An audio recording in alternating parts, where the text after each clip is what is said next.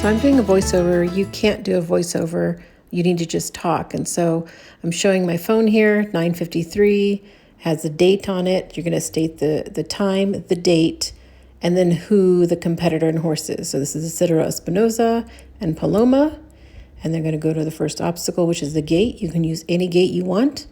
It just needs to be something that resembles a gate. So if it's a rope between two poles and that's all you have, that's fine. It just needs to be a gate that's safe that you can go through.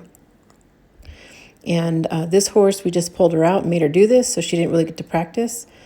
So she's not showing you what will get the highest points. You can start side passing at any point. You can walk them over and side pass them. You can get them next to it and side pass them. You know, obviously her stepping over it and pooping and all that kind of stuff doesn't make for a smooth round. And as far as this next part, Isidro chose to stay on the left of her. If you were to be on the right, that's a higher level of difficulty, will get scored higher. And you can also either trot over the poles like he did here, or you can send your horse over the poles as well, as long as they trot.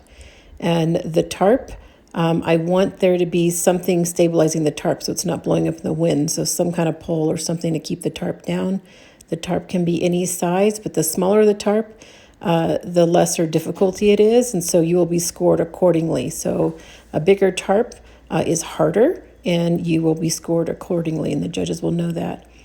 And ideally, he should have turned her around and backed her up for a little bit further away, because that would have been harder. And he backed up crooked here. You'd want back up straight to that cone, and then lead her out.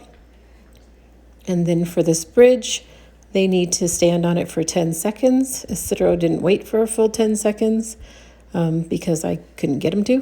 So it was hard enough trying to get him to do this video. So she did really good for that. And then as far as the noisy drag, you can use anything that you have that makes noise, which is why another reason why we want natural noise and no distractions, so you can hear it. The louder the noise, the higher level of difficulty. We made this drag out of water bottles with rocks in it and baling twine tied to a twig. So literally costs nothing to make. Anybody can make that, and I'll show you a picture of that at the end. And you're going to be judged until you walk past that gate, and then you are no longer being judged. Anyone can make this drag. It makes a heck of a lot of noise. It's just water bottles with rocks and baling twine.